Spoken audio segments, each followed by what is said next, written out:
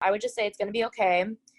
If you're really scared, like if you get a body modification and like someone doesn't take it too well, I mean, you can always, I know you spent money on it, but you can always take it out, just so, things don't get worse before they get better, and the thing is you can always get piercings whenever, don't put yourself in that situation, but, also like, don't be afraid to be yourself.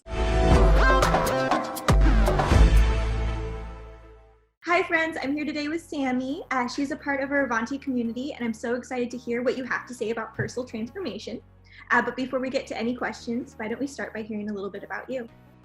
Yeah, so my name is Sammie. I've lived in state of Oregon all my life. I've lived in this area pretty much the majority of my life. I am 22 years old. I just finished school and I'm out in my industry now. I primarily do actually like eyelash extensions. And I do hair extensions as well, and then I have nail extensions coming soon and all that fun stuff. But I just entered the workforce in that, and right now I'm actually nannying. So until I go back to like my regular job, I'm taking care of 3 children. You sound busy. Yes, very much so. What got you into aesthetics, so eyelash extensions, hair extensions, and nail extensions? So my mom's a hairdresser, my aunt's a nail tech. They both have their own salons in their respective states. My mom is up here in Oregon and my aunt is back down in Texas. And I always just like was thinking about it when I was little, and then pretty much all the way through my life, my mom even, everyone was like, no, you shouldn't do hair. No, you shouldn't do that. No, you shouldn't do this. You'll never make money at that. And then I went to college for 2 years and I was going to be an accountant. And at that time, yeah, I know. At that time, I already had the majority of my piercings, and I only had like a few that I didn't have. And I already was like, Sammie, this ain't going to work. Like, you're going to have to take them out or something. And I was already thinking about that. And I was like, damn it. And then my mom caught wind that I didn't want to go back to school. And then she was like, what about beauty school? And I was like, I'm down. So we took a few tours, and by then I was already into eyelashes. Like I would spend like hours on my Instagram just looking through feed after feed, and this was a couple years ago. So I was always envious whoever did my eyelashes. I was like, you have the best job ever. And the eyelash extensions are very expensive. They're anywhere from a set could be anywhere from $150 all the way up to maybe $400 in some areas of the country. And I've paid that price before, and I never took into account how much money you could actually make doing something you like. And so I actually researched it, and I just went around and I researched it, and a lot of women, primarily women. There's also a lot of men in the industry too, which I love. It's great. We need to have more. But I pretty much was interviewing all these people, and they were all like women under the age of 30, and they all had their respective lash businesses. And they're like, yeah, you definitely, can do this and actually love it and like make great money at it, and everything. Plus, no one cares what you look like. They only care what they look like. And by then I was already like, okay, I'm sold. So I went into school knowing I was going to do eyelash extensions. And what I am trying to do in the industry personally is like, there's a lot of women, and they have a certain aesthetic and look. And it's very like, a lot of them are like blonde, and they're very like, it's just a different aesthetic. They have like a more like a boho theme or something. For me, like they're very, very girly women. You know what I'm talking about? And there's nothing wrong with that. There's nothing wrong with that. That's all good and dandy. A lot of those women like cheer me on and are just so supportive of me and everything like that. And the aesthetic I want to bring to my industry is like a more punk rock theme, like a more alternative theme and everything like that. Because that's just who I am. I've always been like, I've always wanted to look like this, ever since I was like 5. Yeah. Oh, that's awesome. That is so cool. I get it. Yeah. My hair was green and blue like 3 weeks ago, so I totally understand. I'm like, it's blonde now because bleach treatment. I get it, because it's hard. Like, I've been, because of my bleach treatments at home, I've been looking at hair extensions.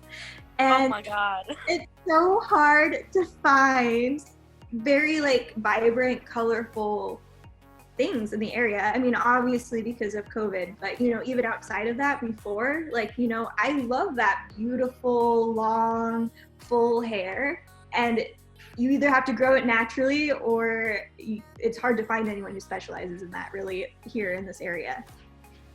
That's so cool. For sure. That's awesome. So talk a little bit about what it was like then, because you said you wanted to look the way that you do since you were 5. So how was that transformation for you? You know, was it like you just woke up and you're like, all right, now I'm me? Or was there a battle to it?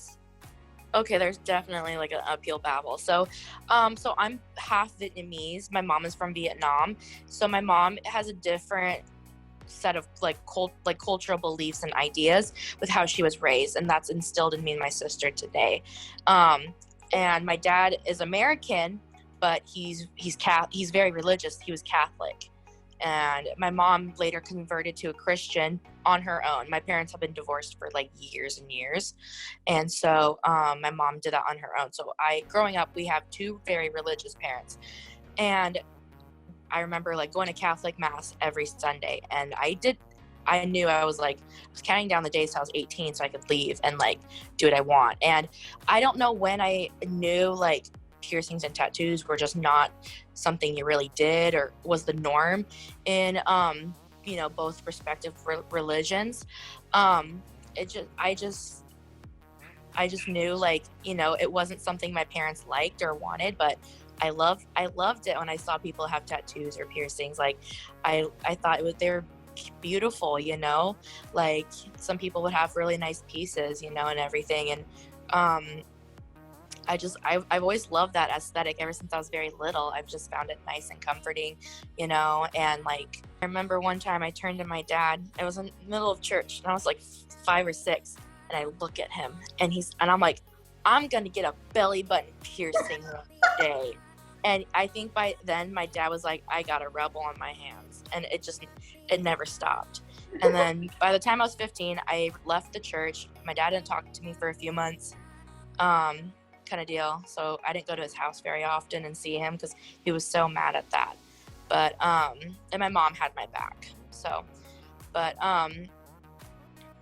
I would beg like every like semester, like, can I get like when I was 16, can I get my nose pierced? Can I get my nose pierced? And it just my mom. I got my 2nd ear pierced, but that was at Claire's. It was not great. They look weird. But so she did that, but it was not that great. But so I had to go an uphill battle. I had to wait until I was 18. And then when I was 18, I was like, I'm going to do what I want and everything. And so I turned 18. I went and did it. My mom took me to get my first piercing, my nose pierced, and that was it. And it was the greatest thing ever because, you know, she's just a very traditional woman in the tattoo shop. And the guy that pierced me, I've gotten pierced by him a few times. Strange in a way. I mean, he's a good piercer, so there's that, but it's just strange. And my mom could not cope with that, and I was like, Mom, it was a trip, so it was great. But basically, I had to wait. I had to wait traditionally until I was 18, so I was on my own person to do it, you know. And then you know what happens? So my sister's 2 years younger than me. She turned 16 that year. So I turned 18 in the winter, and in the summer she turned 16. My mom took her to go to the piercing shop to get her nose and her belly button pierced because my sister just asked for it. She's like, well, Sammie's already going down the rabbit hole, because by then I already had a bunch of piercings, like, because I kept going and everything like that. I went hard when I was 18. And then that's it. So that was that was a fun year for piercings for sure. Had something new every few months. But so I had to wait till I was 18, and it's been an uphill uphill heaval with my parents. But now they're like, they know, like, I'm 22. they know I'm not going to change. Yeah. Like, they can just only hope that I have less, but it's never gonna happen. But I also have a stepsister, and she's amazing. We've shopped at your guys' shop before together, and she also is a big like inspo, like, because when she was 19, I was like in 6th grade, and seeing her with all these cool hair colors and piercings, I was like, yes, like, and we just became buddies because like she had my back. She was like, you get another one? And I'm like, yeah. And she's like, your mom though. And I'm like, oh dude, don't remind me. So it was really fun though, you know, because she'd keep my little secret, and then she accidentally went out me at Thanksgiving, and I'm like, Andrea, I'm never telling you anything again. She's like, I thought they knew. And I'm like, oh my god. Oh, that's awesome. I had a similar experience with my sister. She's younger than me. I grew up similar to you. My parents are more conservative, and I am covered in tattoos and piercings. So, it's like, are you going to confide in? If you tell your mom that you got your navel pierced, she's going to be like, that's going to rip out. Why would you do that? I would tell my sister, I'm like, don't tell mom, but I did this. Like, when I got my tongue pierced, I called her and FaceTimed her through the whole procedure. And I said, don't dare tell mom. And then my mom called me right afterwards. And you have your tongue pierced, so like, it swells. And I have 2. So I got 2 at the same time. So I couldn't even fit my tongue in my mouth, and my mom calls. And I'm like trying to like mumble to my sister. I'm like, you got me. And my sister's like, don't answer. And then she goes, mom's calling me now. So now my mom's onto it. She knows. That's how it goes that's how it goes in our family. My mom is so weird like that. Like, that's how it goes. But like, here's the deal. When my sister tells me stuff, it don't leave. But when I tell her stuff, it's everywhere. And I mean, I love my sister and everything. God bless her heart and everything. But goddamn, she's so, I can't with her. It might be an older sister thing, because it's similar for me and my sister. I'm older, so I have a harder time keeping her secrets. But she always keeps mine. That's how it be, though. I mean, it's whatever, though. But my sister, she's very different than I. She's way more like my mom. She's very conservative. It's really sad to see how conservative she is, but that's who she is. And she hates my hair like my mom does. She doesn't really care for tattoos, unless it's of her. She's very like that. And she doesn't like my piercings either. And so every now and then she'll just be bold and be like, you would be so pretty if you just took some of those out and your hair was just black. She's like, I could help you dye it. And I'm like, girl, I don't need help. You're like, I'm a pro. How do you, I know you're not the only person who's gotten those comments, because I've gotten them too, and I've talked to a couple people now, and they've also gotten them. So what kind of advice would you have for our listener who is like having a hard time struggling maybe with their parents and doesn't have quite the same like sense of self? I would say, it's going to work out. It's going to be okay. Because like, my parents threatened to throw me out anytime I got a new tattoo or piercing, and they would be like, how much did it cost? My parents are very funny with money. They would be like, how much does that cost? How much does this cost? How much does that cost? Because I was going to school, living rent free and stuff. And I'm like, this is none of your business. I also work 40 hours a week. I'm allowed to do what I want. But I would just say it's going to be okay. If you're really scared, like if you get a body modification and like someone doesn't take it too well, I mean, you can always, I know you spent money on it, but you can always take it out. Just so, things don't get worse before they get better, and the thing is, you can always get piercings whenever, don't put yourself in that situation. But, also like, don't be afraid to be yourself. I waited so long, and 18 does not sound that long, but like, I really waited so long to look how I wanted to look. And anytime I get a body modification, I just think, that part of myself is even just so much better, like, it really brings your self-confidence. So right now I don't have my vertical lip red.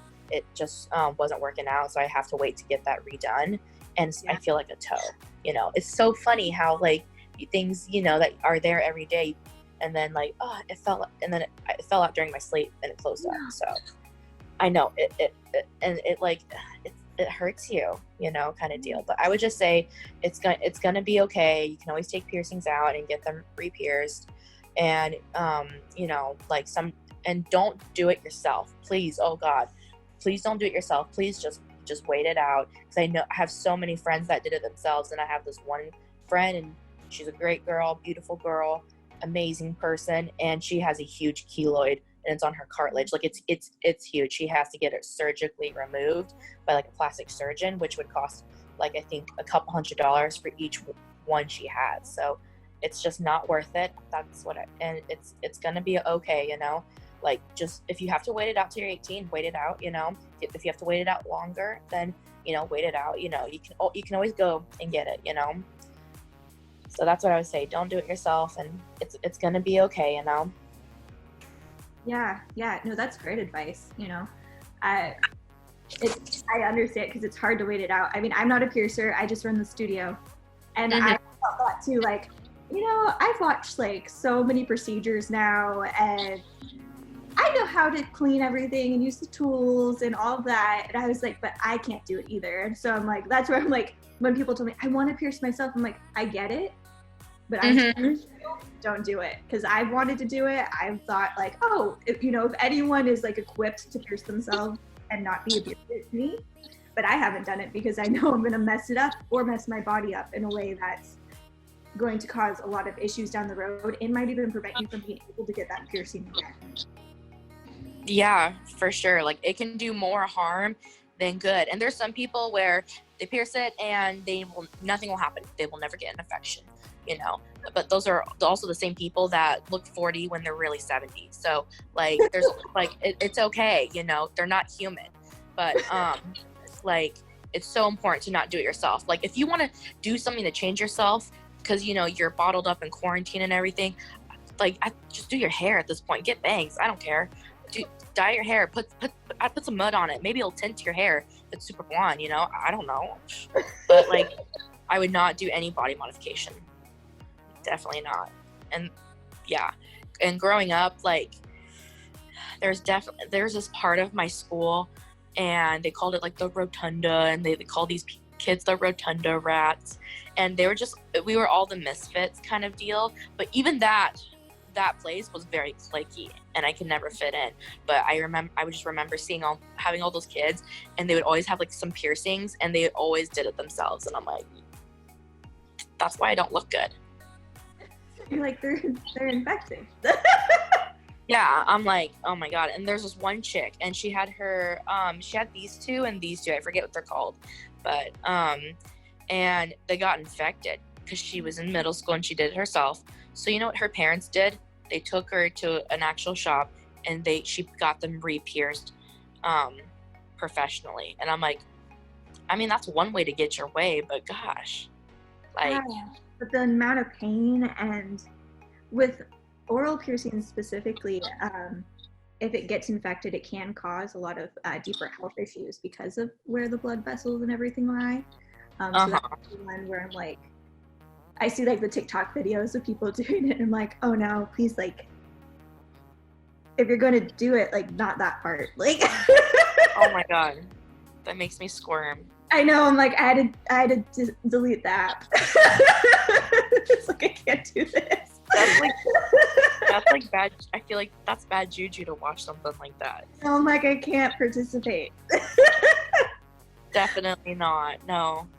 But what is the craziest thing you've ever done to your hair? Oh, you know, probably. So I was 17, and I had been working for a year. So my parents made me start driving and get a car when I was 16. They just made me become an adult at 16, and and it's like, okay, whatever. Kind of resent them for it, but it's okay. Like, I'm stronger for it now. But so craziest thing I did to my hair. I had long black hair, had grown out highlights from when my mom did highlights, and she only did like 6. my mom is conservative, like, so she's also a hairdresser, and you know, she'll do whatever the client wants, but she never like would fully just actually do my hair and like actually do my hair, you know. So you know what I did? I didn't tell her I was getting my hair done. I picked up my, like, not literally, but I just picked up my shit and I went to a different hairdresser, got my hair done, came home with beautiful curls after just stuffing. And I was sitting in the chair for 10 hours, and then I stuffed my face with McDonald's. Then I went home, and my mom was just like, I could have done that, you know. She's like, you just would have had to pay for the products. I could have done that. Could have saved you some money. And I got a really good deal for it. Like, it was $165, and this was before I knew what tipping was. So I feel really bad that I never tipped that hairdresser, because she was really nice to me and everything like that. So if I ever get a service done by her, like, I'm just gonna like make it rain, because she like made my, so it was red, like a more natural red up here, to blonde, and I got pretty light. So it was a beautiful ombre, and this was like back in 2015, 2016, when ombre was still back in style. Ombre is still kind of in style, but right now balayage has taken over. Yeah, it really has. I was like trying to think of how to say the word, like balayage. Somewhere in there, you know, kind of deal. Like, I don't ever expect my clients to know what all the terms are and everything like that. Like, the salon's my life. They only come just to visit and get their hair done. I feel the same way about piercings. You know, I'm like, there is the technical term and then the interest term, and I never expect anyone to know the technical term, because, you know, it's my life, not theirs. You know, they're not nearly as obsessed with what everything is called as I am, you know. Oh yeah, for sure. You can never find the right name sometimes. It's like, no, it's this way, it's this, like, or it's like true for the one thing, and you're like, what one are we talking about now? Like, you know, even with like the official name, like sometimes I'll hear 5 different words for the official name, and at that point I'm like, there is no official name now. There's too many. There's so many translations. It's like, oh, I get lost, but that's why I just like leave it up to you guys, and then I do my best. Well, I want to thank you so much, Sammie, for your time, for sharing a bit of your story, and I hope that we get to see you when this is all over. Yeah, I definitely will be coming to visit. It's been a while since I've been in there and everything like that, but definitely ready and everything like that. Thank you for having me. Yeah, have a great rest of your day. You too. Bye-bye. Bye.